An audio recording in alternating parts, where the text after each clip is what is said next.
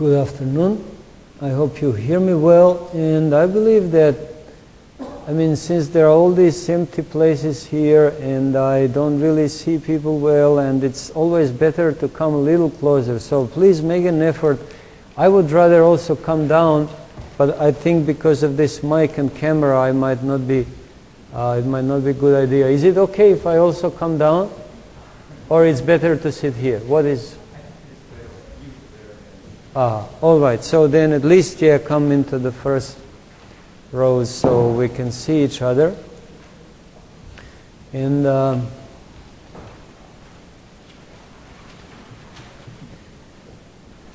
I hope everybody here understands English well enough that I can feel like comfortable, relaxed, using normal English vocabulary, so that everybody here can follow. If there are many people who don't understand English well, then maybe I can make an effort to speak more like simple English, as simple as I can. In any case, I hope I will not make it too difficult for anybody. Regarding the way that I imagine this Dharma meeting should be done, I think it's the best that we have a little bit of a dialogue rather than just me sitting here and talking to you and not giving you any chance to say anything. So I will occasionally stop, and even if I don't stop, you are always welcome to maybe not in the middle of the sentence, but if I make a little break, so please raise your hand and you're welcome to ask something, to add something, to correct me something if I made a mistake or anything of that kind. So it's not like a Khön Sunim giving talk from a high place. It's more like a Dharma, brothers and sisters sharing Dharma. And I usually like to tell people that this is actually a tradition from long time ago. So we start from the very beginnings of Buddhism. Long time ago, that means at the very beginning, when the Buddha appeared in the world, when he attained enlightenment, the Sangha would have meetings twice a month. And that tradition is maintained still in Korea. Today is, I believe, the full moon day, which Koreans call Borum now. So in those days they didn't really have calendars printed and put on the wall that we have today. So their way of like recognizing when is certain days to look at the moon and to decide today is full moon day or today is young moon, or how do you call it when it's completely dark? Choharu. Okay, Choharu in Korean, or in English it would be new moon. Okay. Young moon is in Serbia, so new moon. All right, so new moon and full moon. People would look up and they would say, okay, we go to see the Buddha and the Sangha. And normally monks, just like today, were not living in the middle of the cities and towns or villages and towns. It was a time when there were not that many cities in the world. When the Buddha lived, there were some fairly large settlements, and let's say Varanasi was already quite a big city at that time. If some of you know Varanasi, it's still a city of about 2 million people, and it's very important for Indian religion. But in the Buddha's day, that was also quite large town. But mostly, actually, the number of human beings at the planet was much less than today. And coming back to what I started from, so monks were not living in these cities and towns, but they would always be a little bit in the forests or in the mountains. Actually, that area where the Buddha lived doesn't have that many mountains. It's mostly flat area. It's nowadays most of the religious pilgrimage places in India are in Bihar and Maharashtra, and these are areas that don't have very high mountains, almost no mountains at all. So the Buddha actually, with his disciples, he lived in the forests. Forests were obviously, there were, again, much more forests than these days. Unfortunately, these days we cut forests very fast. In those days, the clearings for cultivation and for areas where people lived were much smaller, and there was a lot of forest, so it was quite easy for Buddhist monks to find a quiet place.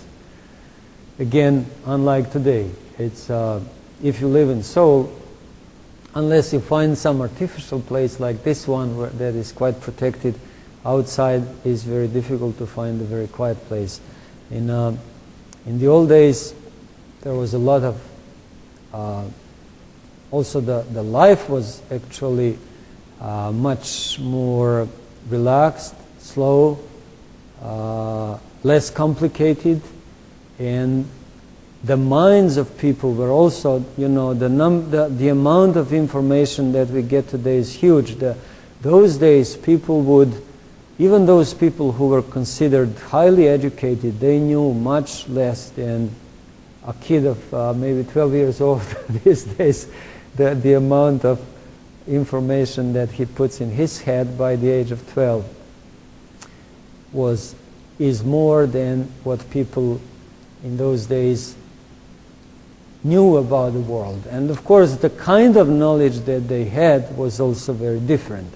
So religious type of knowledge was already fairly well established. That means when the Buddha was born, India already had a strong religious tradition. Nowadays we call it Hinduism. In those days, actually, Hinduism as a word, as a concept, didn't exist.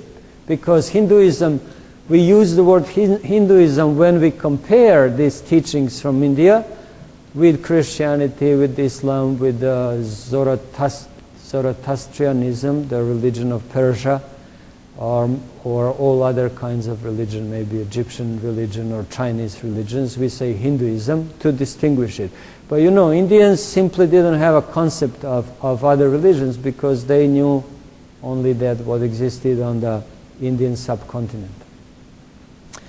And what we know about that period, and what the Buddha probably know, being a nobleman and being somebody who probably received a good education for his age, for his time, he was probably quite familiar with Vedas and Upanishads. So Vedas and Upanishads are the texts that were, many of them were already composed at the time when the Buddha was born. Some of them appeared later. So that's the most fundamental and basic of all of all Hindu teachings. It's in this text. We can assume that the Buddha was fairly familiar with that, but he also was critical of them, and he, out of his understanding of Dharma or out of his perception how things are, he was changing a lot of that, what he learned from Hindu teachers and yogis also, we can say yogis. And the way to distinguish this, and in the Buddha's time they were actually distinguishing between Brahmanas and Samanas. If you study Buddhist text in the original Pali or Sanskrit, then when they talk about religious teachings, they would say teachings of Brahmanas and Samanas. Samana is something connected with the word Sami or Samanera. And it's somebody, essentially it's somebody who left home and somebody who leads religious life. But compared with Brahmanas, which is another kind of religious teacher, a Samana lives like a yogi, or Samana lives separate from society. He is celibate, that means he's a monk. Brahmanas, they existed as like a more part of Hindu caste system. So we have Brahmans, Kshatriyas, merchants, I forgot, Shudras are, I believe, the lowest caste, and merchants caste of the merchants that was somewhere in between. So four major castes, and Brahmanas were the highest caste, and they were people who were like specialized for religion. They were, we can say today, they were priestly caste. Priestly meaning they took care of the ceremonies, they took care of kind of connected with the supernatural world. That was their job. Samanas were a little bit different. They were people like Buddha. Buddha was a samana, and they were people who were profoundly, deeply unsatisfied with the life that they were offered to live. And their response to that existential anxiety and existential suffering was to leave the society, to cut their connections with the society, and to go and live in the forest. So that means not to stay with the families, not to think about making money or making career or making families, but to completely devote themselves to this life of spiritual search.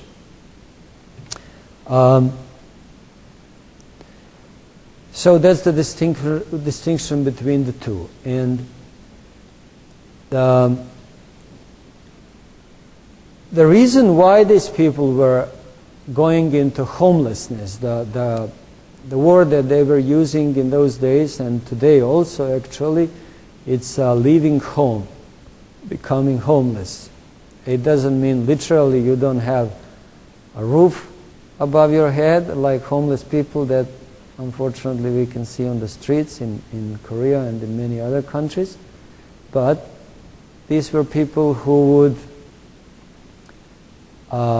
abandon what was considered normal standard life. And why would they do this? And now we are coming to actually the title of this talk.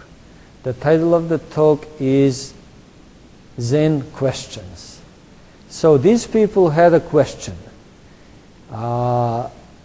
Majority of people, I would say today as well as before, majority of people don't really have very great questions about life.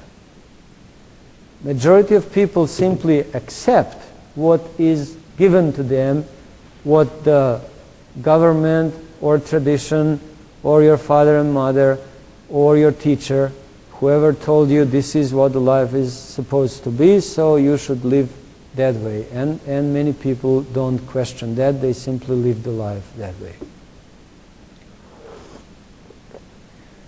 Now, in the case of the Buddha Sakyamuni, and in the case of samanas of his time, meaning monks, they were people who had questions, and they somehow felt, I mean, that doesn't mean it's not a standard way of dealing with this. I don't want to say that it's not possible to have questions and to work on them and to find solutions as you stay active in a society. In fact, it's very possible, and we know many great people who maintain their normal relationships with other people, with their wives or husbands or children. They take care of many duties, and they also find solutions to their existential questions. But there was always that kind of, that type of people who had a tendency to go into homelessness. We can meet these people in Christianity, who also has Buddhist monastic tradition. We have, even today, if you go to India, you can see many sadhus. Nowadays they are not called samanas, but sadhus. And sadhus are people who, they hardly have anything. They carry everything they have on their back, and it's usually just a little piece of cloth and maybe a little bowl that they eat from, and sometimes, a little small thing, maybe a couple of holy books that they carry with them, but very little. So it's a kind of a life of detachment and simplification. They basically try to simplify their life. And I think it's we don't have to become all sadhus and bhikkhus, but simplification of life is very important. And even, you see, even in those days when the life itself wasn't very complex,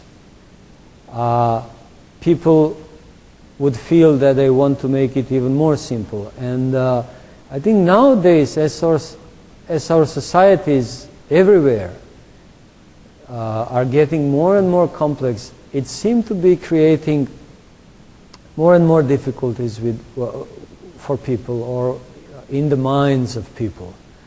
So simplification of life seemed to be a very good way to deal with the life problems.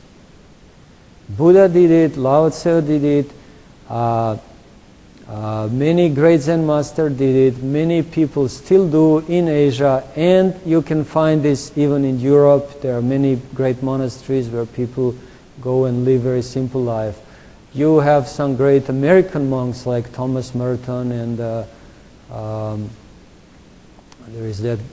are also quite a few American monks who went and studied Zen in different countries.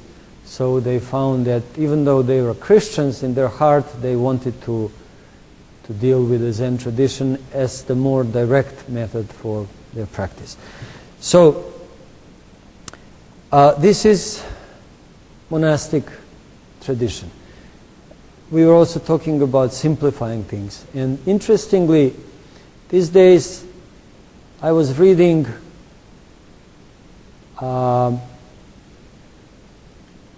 things about some psychological problems that people are having in the West. We all know that psychiatrists in the West are getting very good money by treating people.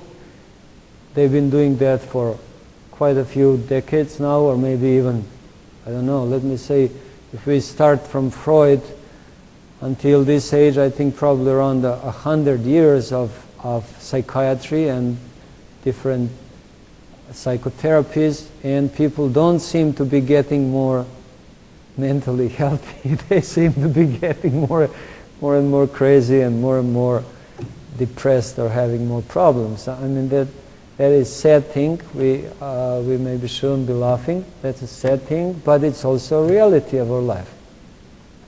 In my opinion, very big reason for that is that the life is so complex, so competitive, so fast-paced that people cannot keep up. It's just too much stress. It's just too much that we are given to remember and think and plan.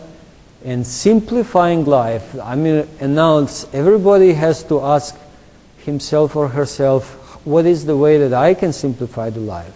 But I believe that that's something that we should all try to do. And one of the things that I recently found in one of the books that I read about mental health was that there was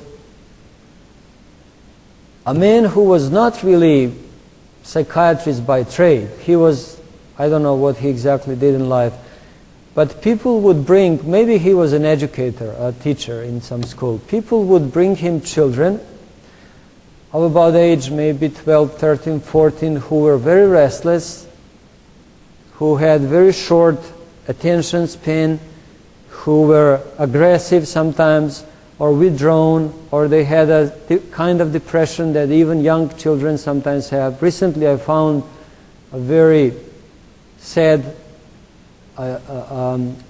fact that they say that more and more young children are suffering depression, and it can start even at the age of like 1 year old. So depression started influencing so young people as 1 or 2 years old. But in this case, these were a little bit more grown people. And how would they would be brought to that person because he was known to treat these children very well. What would he do? I found that quite remarkable, and maybe in the future I may even try to do something along those lines, because I find this very inspiring what he did. He would not, these kids, it's not easy to talk to them. Usually when children are dissatisfied, it's very difficult to make connection. They sometimes children don't want to talk even to their parents. It's even difficult for their parents to make connection. So how much more if you bring a child to somebody who is completely new and if he is sitting in the chair and he's asking him questions like a psychiatrist, that doesn't seem to work well. Now, what proved to work very well is to get these kids to move. That means to make them physically active. That is very important because many of us, and again it's happening even at a very young age, but it's happening even more as we grow in years, we lose connection with our bodies. We stop feeling our bodies as actually being part of who we are. And this person perceived that this is a big problem. So he would get these kids to go and walk. And not just small distances. I think this was happening in America. He would take them for long mountain hikes. They would last for a number of days. And he didn't have a special technique, really. He was a very skillful hiker or mountaineer. And he would take them to, I don't know, like Sierra Nevada or some of these fairly high mountains. And he would tell them, okay, children, you have to get serious. No more joking, no more pretending, no more playing games. We are walking through the mountains. We are going to walk from morning to evening. We will cook meals here. We have to protect ourselves from wild animals if they appear. We have to make sure nobody had accident and so on. So he would take them through these long walks. And in the beginning, of course, it will be difficult, but as they would walk, they would start feeling their bodies, they would start sweating, they would start feeling good about themselves, making an effort. And then, as you know, staying in the mountain is not fun. The weather can change quickly. There is not an abundance of food, and especially there is no food that maybe these kids were used to, like the choco pies and whatever pizzas and whatever bad things our kids used to eat here. And so he would, the whole thing would last for a number of days, but when they would finish that trek, then parents would have difficulty to recognize their children. They would be so much changed in a very short time of maybe 4 or 5 days of walking. And the kids would become really alive, and they would become attentive, and they would make friendships with each other, and they would respect their elders or their teacher who was giving them directions how to live how to walk. And they would basically, in a very short time, with that connection with nature and with their bodies and with effort, they would once again start living, like 100% living, 100% appreciating every moment of their life. So this is, I believe, what it means to simplify life and also to put effort into something. Now, going back to religion of India. Sometimes these days when we talk about religion, people define themselves as I'm a Christian, I'm a Muslim, I'm Buddhist, or whatever other choices we have. And many times when you talk to people in Serbia or in Korea or probably almost anywhere, they would say, well, I'm a Catholic because my family is Catholic. Or I'm the Buddhist because my family is Buddhist.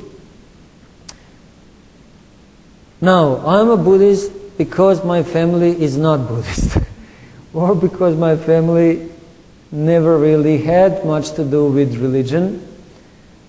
But at one point in my life, I start feeling that I have questions about life. I start feeling okay, looking around me, this is what people expect me to do, to finish these schools, to find jobs, to make family. But do I really want to do it? And somehow I felt something that I believe Buddha felt, and that's something that connects most of us who decide to follow this Buddhist path with the Buddha. We might not have the level of enlightenment that the Buddha has, or that great kind of practice. Everything is possibly not that high class, but still the question that motivates people to come and to live monastic life or a meditative life, or just to go and do retreats in the mountain or in the retreat centers, is when we decide that we really want to look into things more deeply. We want to try to answer our questions, or as I will try to explain more about this, not really answer question in a sense of, okay, I will sit now and I hope that after 2 hours of sitting, or 2 days of sitting, or 2 years of sitting, that an answer will appear and then I will be able to write a book about that, or just say, okay, I'm done now with this answer. The question means more than that. The question means, even we look at the things that we are familiar with, and we also invite things into our mind that we are not familiar with, and we try to see, to really with a sustained looking and sustained attention that we pay to that. We try to see aspects of that, sides of that problem or that question that we were not able to see before.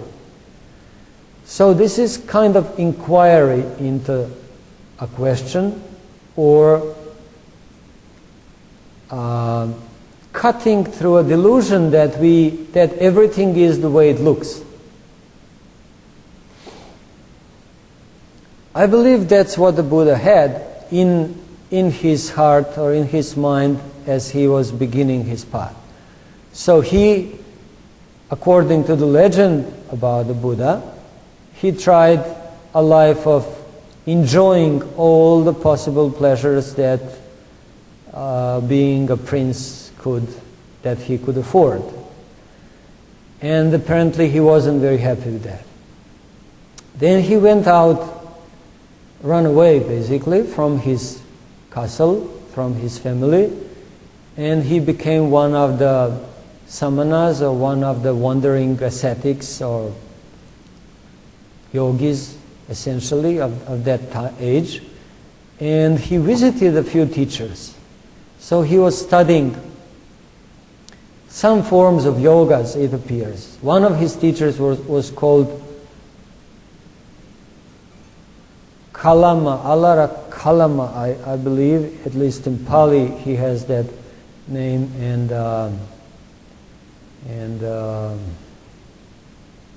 anyway, there, in the Pali text, there are even the names of 2 teachers that the Buddha stayed with. I don't remember seeing that in Mahayana text, because sometimes in Mahayana say the Buddha did all his practice completely by himself. But I think it's not realistic to believe that, because anybody who lives home usually needs some guidance and needs some help. And I don't think that the Buddha was fundamentally that different from others, that he also was looking for teachers, and he found some people that he found that they had something to teach him, but he reached the point that his meditation was kind of the same level as his teachers, but he felt that this is not enough. This wasn't enough. So he left that. And then he tried also an extreme form of asceticism, where he completely reduced his food and reduced all the comforts and stopped even sleeping in the sleeping position, and was doing all kinds of, was living in a very cold weather, going into the cold water during winter. In that part of India, the winters can actually be fairly cold, not like in Korea, but still quite cold. So all these kinds of things, or standing in the sun, for example, that even today some of the yogis in India would stand in the sun and look at the sun, believing that some special energy could be received from that. There are stories that the Buddha did all these things and he didn't find the answer in that. And then the last part of his practice was when he decided, okay, like I tried all these, and I will now just try chamsung, or sitting in this position without moving, without any kind of disturbance, and just looking into questions. So according to my teacher Seung Sahn Sunim, the Buddha had a question, what is life, what is death? He was troubled. Many times he actually says in the early Buddhist text, I teach only suffering and the end of suffering. So the Buddha wasn't concerned with the questions of God, for example. The question of God simply didn't appear in the mind of a Buddha, because in the old Indian tradition, they don't have a concept of one all-powerful God who decides everything about your life and about your happiness. They have a concept of divine beings, meaning beings who, due to their karma, they are extremely powerful, they live extremely long life, and they have a kind of bodies that are different from these physical bodies. That concept of God existed, and even in the Buddhist text we have examples where such beings would come to the Buddha and would try to talk to him, and the Buddha would actually be able to connect with these beings. But there is no idea of a God to whom we pray, and then through that prayer we are saved from hell or from suffering. So the Buddha felt that if he wants to find solution to suffering, he had to do it by his own efforts. So he sat down, he managed to enter very deep meditation, and altogether it appears that it was, according to some accounts, 6 years, according to some other accounts that I heard, it was 2 times 6 years. The first time 6 years when he did other practices, including asceticism, and then from that period another 6 years of pure meditation in Bodh Gaya, where eventually he realized Dharma, he became one with the Dharma, and Dharma is the way things are, or you can also more conventional translation is the law, the law of the universe, the law of how suffering is created and how suffering is liberated. How are we liberated from suffering? So the Buddha found that liberation.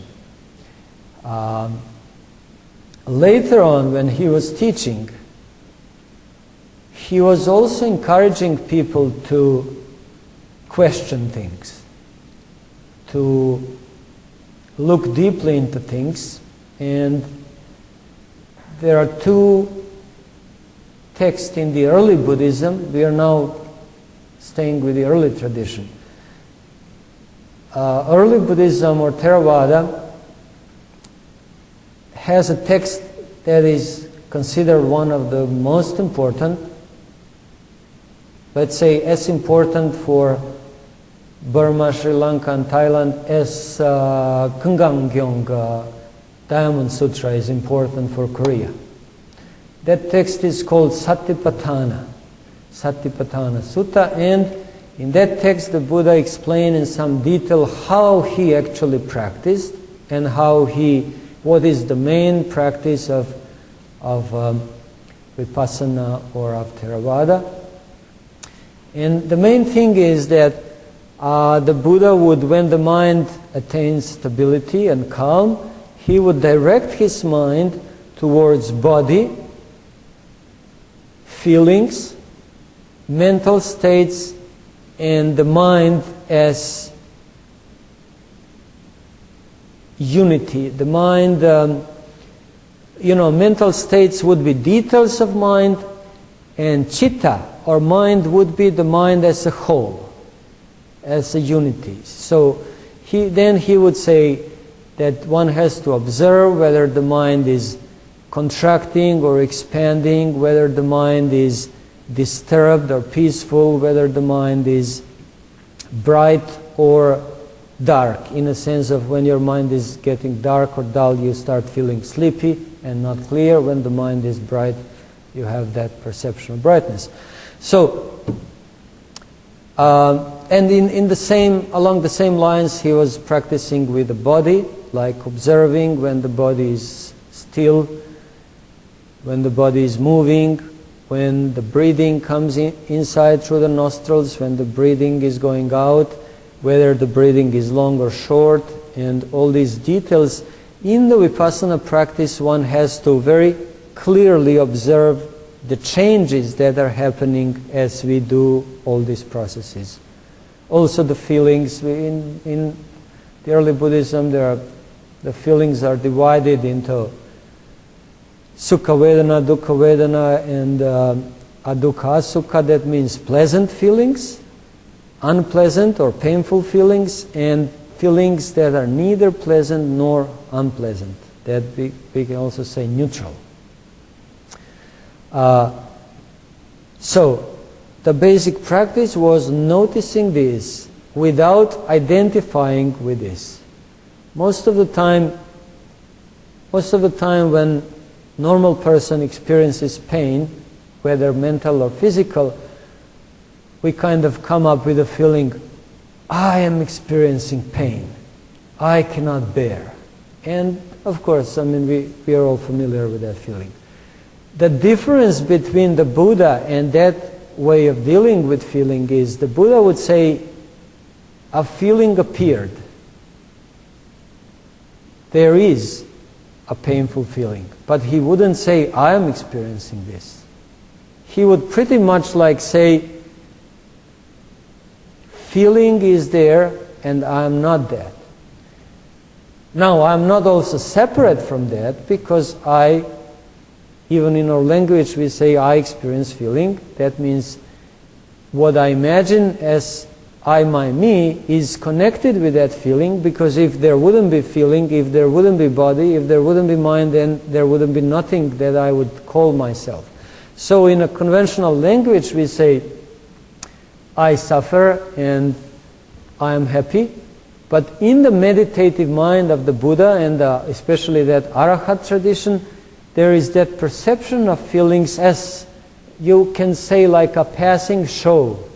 Like something appearing on a screen, and then the scenery can be pleasant, can be unpleasant, can be neutral. When it's neutral, we start getting bored a little bit, but it's never for very long neutral. It usually turns into some form of happiness or some form of unhappiness. And the Buddhist practice is to primarily notice and question that. So again, we are going to that thing that is the subject of today's talk, questioning. So questioning means, normally we kind of reject painful feelings and we want to embrace good feelings. And oftentimes human life is nothing more but just running after pleasant feeling and running away from painful feeling. In the Buddhist tradition, we question that attitude. We ask ourselves, is it really the way to achieve happiness? Meaning now, when I say happiness in this case, I mean what the Buddha would also call cessation of suffering, dukkha nirodha. So dukkha nirodha is something that the Buddha wanted to achieve. But he also realized that if he runs away from any pain, from any neutral feeling, and if he runs after only happy feelings, that this is not a way to cessation of dukkha and to the wisdom. So he basically, we can see that on the paintings that we have in the temples. The Buddha is sitting there and there is the whole army of Mara. Mara is like a devil or an evil beings. Now, they might be real or not real. They might be just the images that we didn't know how to represent them. You know, in modern day psychology or psychiatry, you would say these are neuroses, these are psychosis, these are all like unhealthy attachments to something, and so on. But in those days, people talked about, you know, these things were externalized. That means, even though they could have been part of his mind, in the paintings, they are described as, you know, some being with an arrow, and he's like trying to shoot the arrow at the Buddha, and some of them are very ugly, and they're trying to scare the Buddha. And I think that's very real. If you ever lived in a mountain or somewhere, especially if you are alone in a jungle, completely alone, it can be a very scary experience. So he probably went through all these, let's say, encounters with very difficult, frightening states of mind, basically unpleasant states of mind, and then he also experienced temptations of a kind that we see with like 3 beautiful daughters of Mara, that also appears in front of him, so temptations towards sensuality.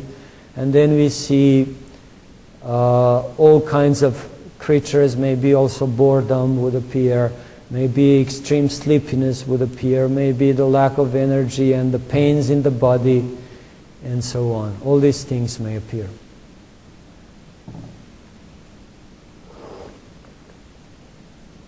I'll give you just one short observation of something that I heard from one theravada monk when I lived in Wat Nanachat, one of the forest monasteries in Thailand. And then I will give you some chance to ask or bring up some question. And then I can also do a little bit more of talking if there is enough time. If not, then we can continue with the question. Regarding painful feelings. Okay, I mean, all of us, we don't like pain. Nobody likes suffering. There was a very great master in Thailand. I actually lived in his monasteries, but I miss him for a while. He passed away a little before I went there. His name was Ajahn Chah, and he was very highly respected there, but he was also very kind of down-to-earth person, very natural, and had a kind of interesting sense of humor, and he attracted a lot of Westerners who were looking for a teacher in those days. And they say that Ajahn Chah would usually, when he meets new Westerners, when they bring like a new students to him, and the student maybe bows and they start conversation, he asks him, where do you come from, what do you want to do here? Then the normal question was, do you like to suffer? He would always ask them, do you like to suffer? And then of course most people would say, no, I didn't come here to suffer. And then usually he would tell people, if you don't want to suffer, then you better don't stay here. And of course, you know, that was a test usually. Even when I went to one Zen center here, Hyang Chon Sa, when I went the first time, the teacher there, the Zen master, told me, he basically tried to discourage me. He was saying things like, oh, here in this place, we have only Korean food, we don't have any Western food, so maybe it's not good for you. And then I said, no, I can endure that. And then he would say, yeah, but in this place we sit many hours and there is not much time to sleep, so maybe it's not good for you. So it was that kind of tactics that the teachers would use. And Ajahn Chah would usually say, well, if you don't want to suffer, better don't stay here. And then people would say, well, I don't want to suffer. But then he would say there are two kinds of suffering. One is suffering that leads to more suffering. You do things, you experience a little pleasure, a little pain, but it just leads you to more pain and more suffering. And then there is a suffering, and we can call it meditative suffering or meditating with suffering, that leads to the end of suffering. That means you come to intimately know your own suffering. You come to stay with your suffering, question that suffering, like really look deeply into that until the suffering disappears. And not that disappears completely, because as long as we have these bodies, we will experience painful feelings.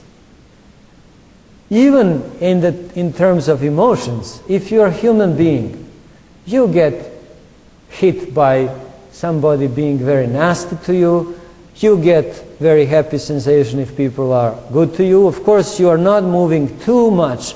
As the time goes on and some wisdom appears, you don't move too much with the feelings. But it's very few people can be completely unmoved. But with the physical suffering, even, again I have to go back to the Buddhist Pali text.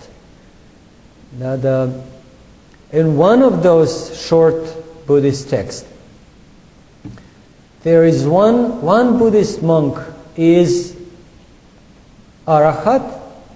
That means he attained this one level of enlightenment. And there was nobody to take care of him, so he was kind of lying in his own filth, and nobody was there to change his, to change like his bedding and so on. And then the Buddha went there with Ananda, and they helped that monk take shower and change things and so on.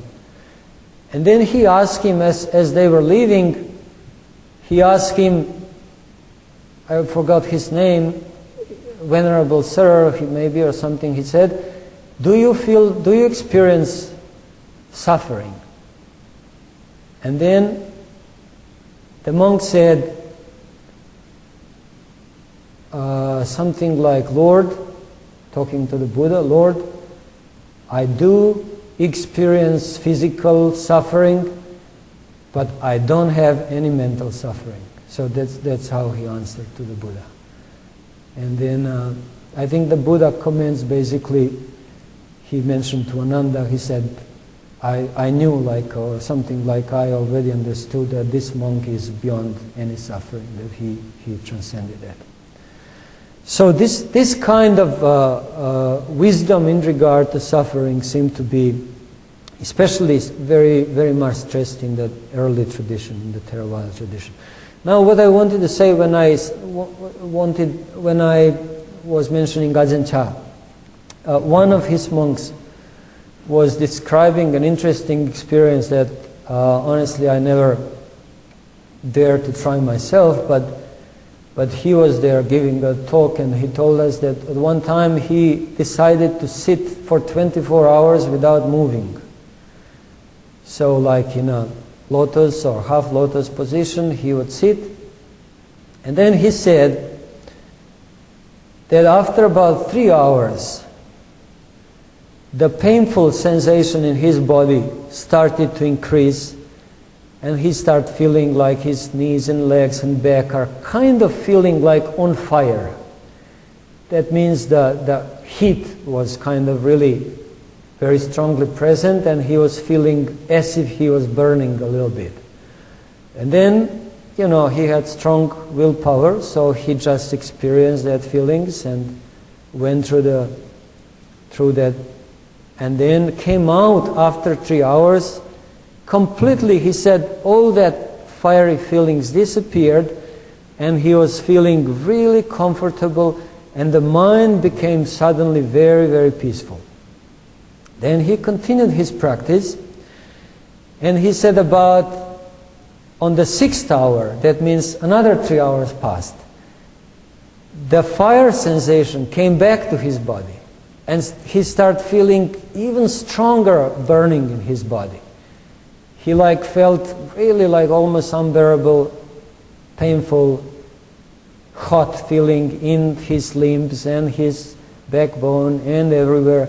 And he again just looked deeply into these feelings, and after 6th hour was finished. So that was building up, building up, building up. And then obviously he had a watch in front of him.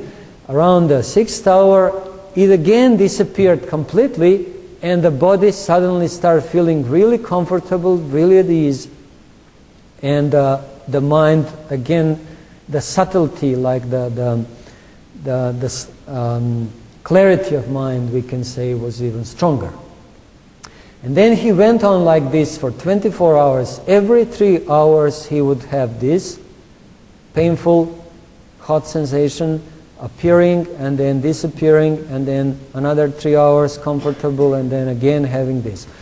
So this is just one example. I mean, it doesn't have to be probably for every person the same. I think we are all, as individuals, we are all different, and people may have very different experiences if we would try that. But there is something, it just gives you a picture. If somebody tries any kind of practice, it doesn't have to be this extreme practice. You may decide to sit 7 days retreat. And during these 7 days, you would always have some kind of rhythm of something building up and having a crisis or having some pain, whether mental or physical, and then breaking through that and then experiencing a more pleasant feeling and the clarity and peace of mind. And then, of course, the cycle can continue. Until we reach complete enlightenment or complete freedom of suffering. All right, so is there any question, any comment, anything that you would like to say at this point?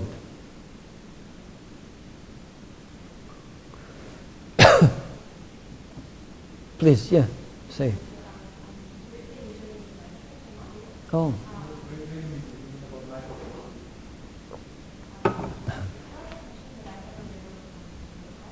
I think that mic is not working. Press something.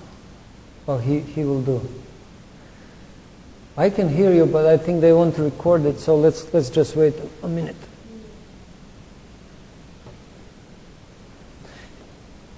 Actually, it's all right, because I will repeat your question, so they will have it recorded. Okay.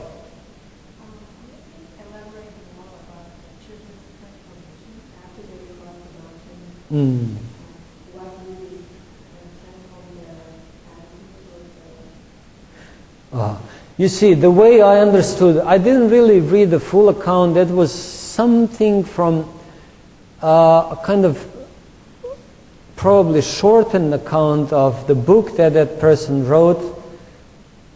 So it wasn't, there are not too many details, but this is what I understood.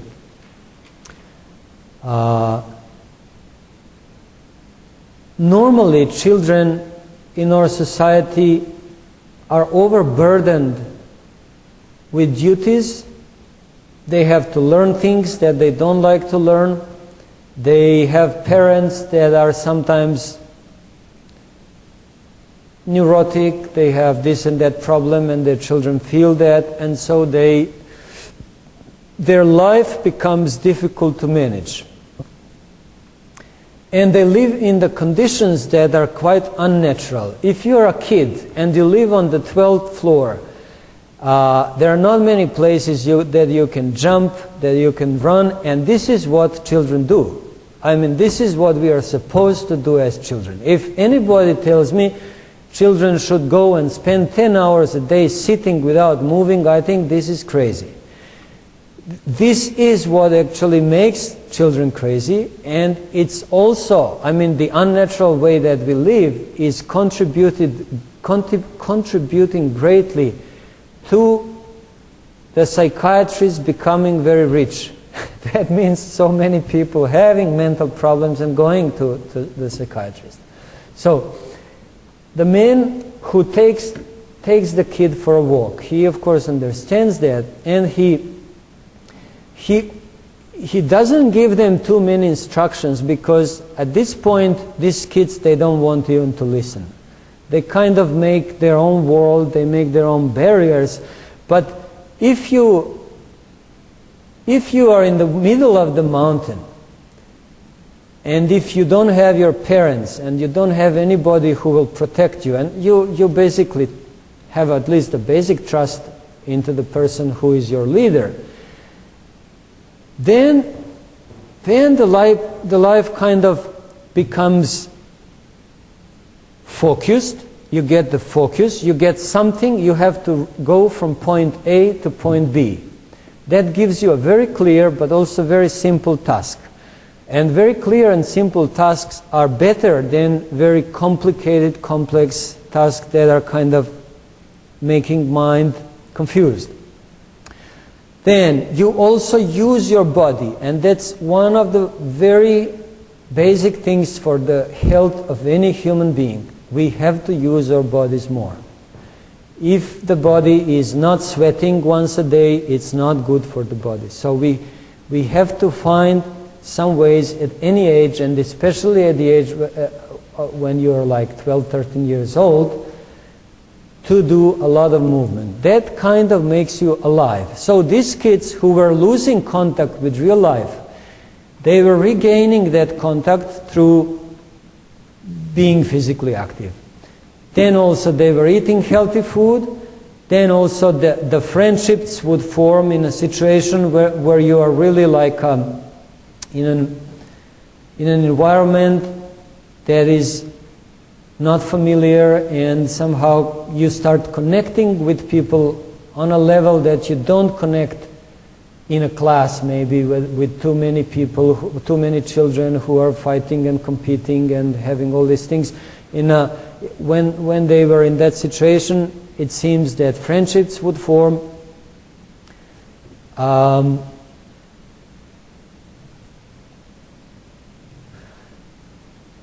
So, in conclusion, I would say what helped them was simplifying things, energizing them through exercise or movement, making impossible escapes that most of the kids would go into some kind of escaping if they would have that choice, if they would have their iPods and phones and whatever not, then they would be playing with that. That of course might be very attractive, but it also creates, it makes minds more confused and more overburdened. So in effect, the minds would become lighter, the bodies would become tired, but altogether this kind of light mind, attentive mind, and the body that exhausts itself, at the end of the day you feel better. You feel like you crossed some distance, you did something, and you feel happy with how with your basic feeling at that time. If you do it over the number of days, it seemed to have a fairly transformative effect on these kids. Now, what happened later when the kids came back to school and families and so on, that's another question. Of course, a few days can be very regenerative, very helpful. But I believe, and the last period of time I'm looking at the problems that our society as a whole has. You know, most of us Buddhists, especially who live in the monasteries, oftentimes don't really consider society as a whole. But I start feeling that the society that we've been creating for, you know, the last few decades at least, and maybe more, is becoming more and more estranged from its natural ideal form. And along with these exercises that the man did for the children, it would be very good, and I hope in the future actually we will be maybe even forced to do it, to simplify life and to move more towards nature and the natural way of living. I believe that would, you know, without having to spend money on psychiatrists and without having to go for some artificial holidays, that would create a society that is more happy and that has much less problems, including things like suicide and violence of different kind and criminal and drugs and all these things.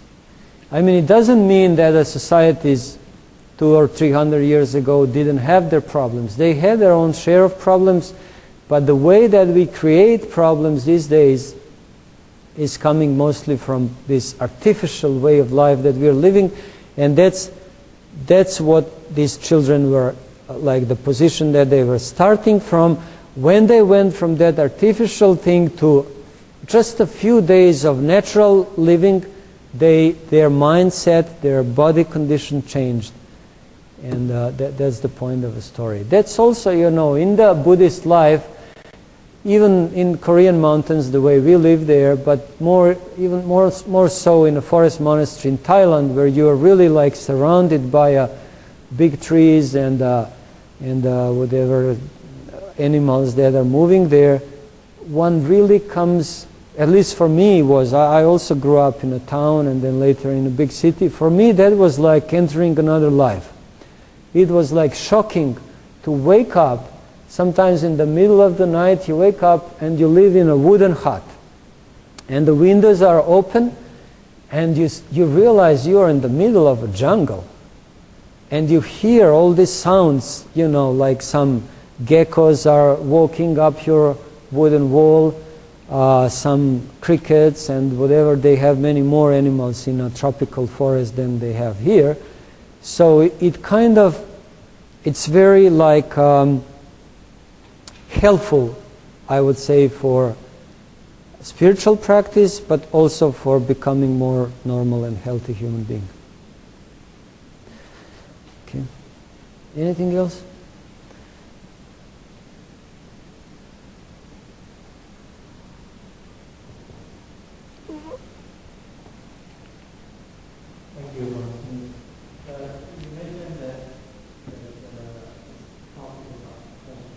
Yeah.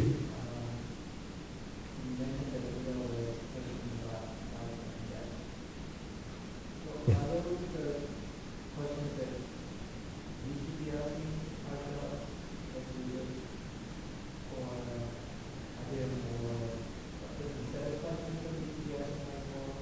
Oh.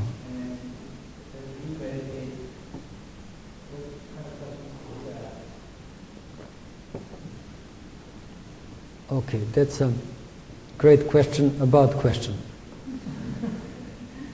Question about questions. So, you see, my understanding is that this is, we can use that Latin word differentia specifica, something that differentiates Buddhism from religions, I call them religions of the Holy Book. I mean, we can give it another name. So there are religions that somehow come up with some teachings. Then they make a book about that, whether you call it Quran or Bible or any other name. You can call it even Buddhist Tripitaka. And they say this is the truth. Now, even though that can have some value, you know, these books may have a considerable wisdom inside them. But if you keep it as a dead letter on a page, it doesn't have too much value and can even cause considerable conflict among beings, because beings can start arguing whose book is better or what should we believe or how should we interpret this. The Buddhism, especially Zen Buddhism in this case, but any authentic Buddhism, is actually based on these questions. So that means even the questions, even the letters that we say are coming directly from the Buddha, we should look at that and we should ask questions what this really means, and is it really from the Buddha, or if we find that it conflicts even some of our values, we should question it whether we should really do this that way. You know, one of the modern controversy that some of you might not be aware of, but a modern controversy among the monastics in the world, I would say, Buddhist monastics, is whether nuns can become bhikkhunis or not. Because there are some countries that basically decided that women cannot become fully ordained bhikkhunis. And then they were struggling for a very long time, and the Sangha got even quite seriously divided about these issues. And there are monks, and I have to say monks from mostly of Western origin, who decided that even though in some scriptures it says that the lineage of the bhikkhunis is cut and we should not ordain bhikkhunis anymore in the countries like Burma and Thailand, Sri Lanka. Even Tibetans don't have bhikkhunis. Only Koreans and Chinese, I believe. They start ordaining bhikkhunis again, believing that there is no fundamental difference between men and women, so why should we not have bhikkhunis, and also knowing that at the Buddha's time that was completely okay to ordain bhikkhunis. So, what questions should we ask? I think that is very individual, and it doesn't mean that a question that suits me would necessarily suit you. There are standardized questions in Zen Buddhism that we call Kongan cases, and I find some of them quite useful and meaningful, and working on them is, I believe, very helpful for some people. But I wouldn't generalize, and I wouldn't say that all of us should try to go into that. I believe that all of us have some existential questions, and most of the time it is like, what is my true job in this life? Why was I born? Is there any real meaning to me being today here or being born in this life? And how could I live my life in the way that is most meaningful? I mean, both for me and for people that I come in contact with. Of course, question of what is life, what is death. Now, this maybe the question of what is life is exactly what I told you now, but expressed in a little bit more contracted form, shorter. What is death is also, dying is a big mystery for us, I would say. Even if we may have, most of us have some ideas what it means to die. Sometimes we say, where do I go? As if we know that we are going anywhere. We heard these things, people are talking that there are 6 levels of existence, and some people go there, some beings go there, some beings go there. But these are all stories. We don't know. Actually, the Zen way would be to really question that point of death. What is dying? And I remember that question came very strongly to my mind in the most direct form. Actually, I experienced that when my own mother died, not very long ago. So, seeing the body of a person that I know for so many years, that I, went through all the phases of my life, and then seeing the lifeless body lying in front of me and looking into her face, I really got a very strong question, and I still can bring it very easily in my practice now in Hyang Chon Sa. Oftentimes when my mind starts wandering, I just bring the picture of actually my mother's face. And the question was simply, it wasn't like, oh, my mother went to this realm or my mother is reborn there. This it almost became meaningless.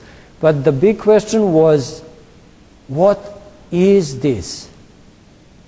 Very simple, like, what is this? You suddenly see something that you heard story about people dying, but when somebody so close to you die, it's not a story anymore. It becomes really very alive and powerful, and it's staring at you in the face.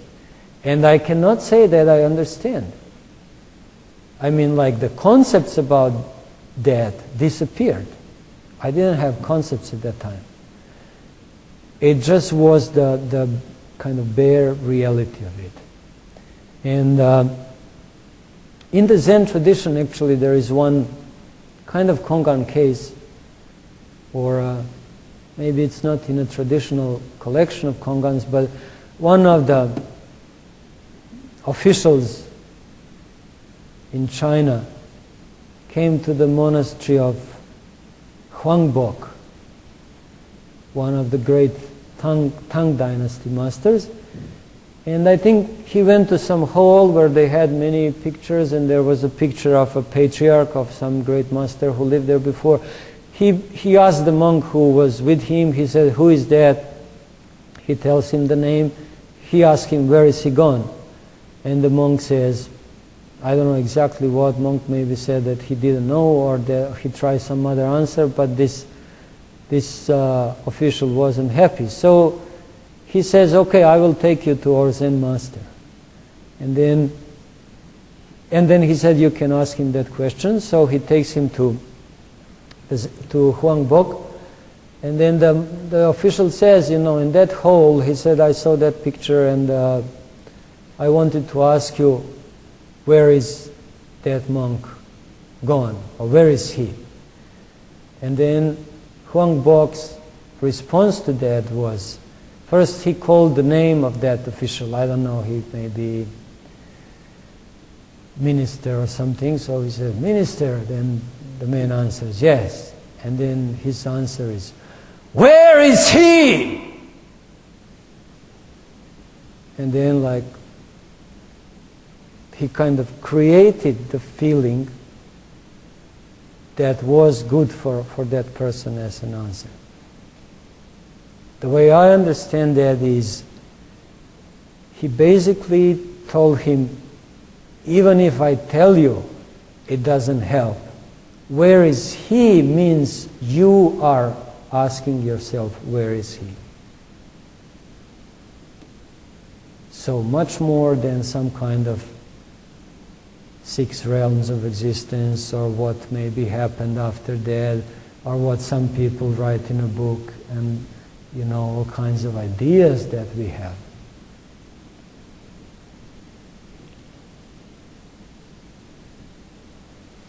Okay, I think maybe, yeah. Do you want to say something? Maybe one more. The end? The last one. Okay. I didn't quite finish my talk. We have to make it shorter. Thank you for teaching. I hear that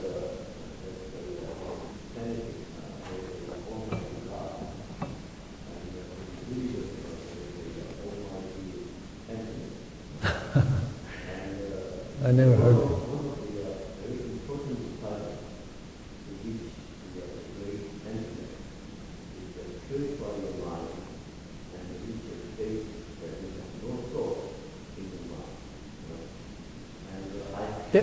Can you once again say that? I didn't get it. Yeah, one of the very important requirements to reach the great emptiness is having no thought in your mind. Okay. When you meditate. Uh-huh. And I heard from a monk, he is a very famous monk. And he told me that when he does the meditation, he could reach the state of no thought in his mind.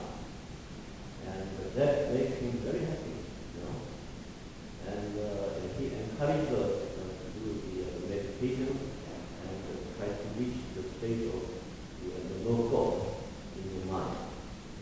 I've been to the temple for the last year, and I had that kind of experience twice in a few minutes each time, and I did feel very happy, and my experience told me that the monk who stays in the temple for all of his life, 30 years, 40 years, I was always wondering why you stay in the temple for such a long time. And makes me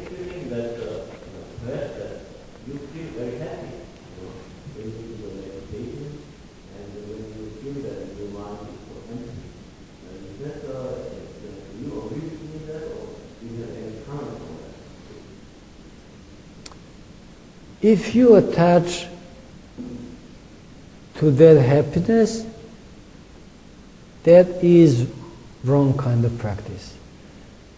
I would say having an empty mind is not the point in itself. You are not a better person, you are not a more happy person if you attach to the empty mind. So, if you, for example, look at Hui Neng's teachings, he often emphasized that the point of Zen is not having any thought at all. If the thoughts appear, you perceive thoughts for what they are. That's the correct meditation. And then, if the thoughts don't appear, then you appreciate that state. Of course, there is certain bliss in that, but to believe that we are practicing because we want to be happy when we feel empty, that we don't have anything in our mind, is not really the correct understanding of Zen.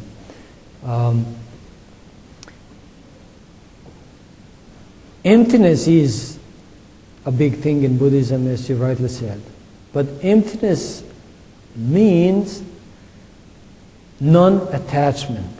Emptiness means anything that appears in your mind is no problem, and you have something that I was describing here as a kind of distance towards contents of your mind. Just like when we were talking about burning sensation in the body, and that monk was just observing, and then this disappeared and appeared. So in the mind of meditator, or practically any meditator, thoughts appear and disappear, and the more experienced meditator you are, you're likely to have the states with very small number of thoughts, rarely appearing. But it has to be understood that the point of our practice is attaining wisdom, or true self, empty nature of all things, and functioning and applying that wisdom in functioning in the world, meaning through compassion, love, and sharing that wisdom with others, again out of compassion or out of that feeling of togetherness that we should have if we practice. So these things are important, and these things make monks, well, stay in the temple or become more active or do any kind of activity. You know, we have examples of some really great monks. In the history of Korean Buddhism, you have a Kyongho. Kyongho Sunim was regarded as the highest class master in his age. But towards the end of his life, he started growing beard and hair, and he disappeared from a temple, and they actually couldn't find him for a long time. They found him at the end in some fishing village where he was teaching children how to write and read. And that's how he died. So there is, if you would say one monk stays in a temple because he enjoys empty mind, that would be a very low-class monk.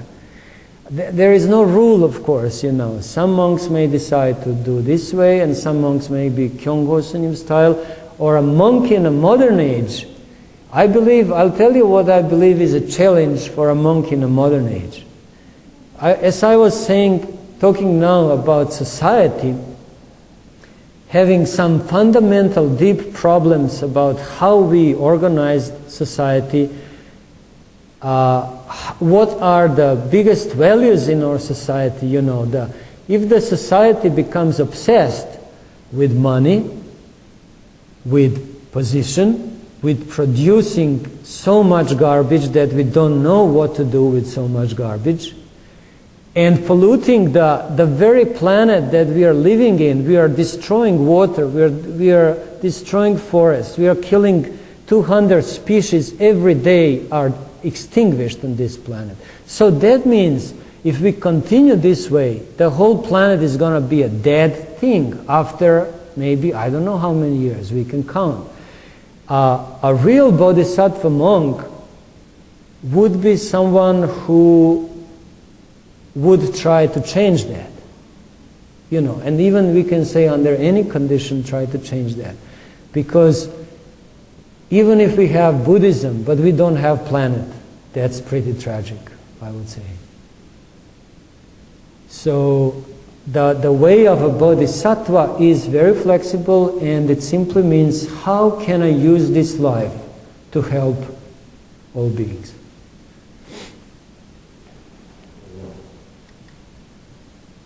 Thank you. Yeah. Welcome. I think it's very Dharma, very more than I expected. Oh, thank you. I also very much enjoyed. It was a small group, but I can see that people are really interested, that people were happy to share Dharma.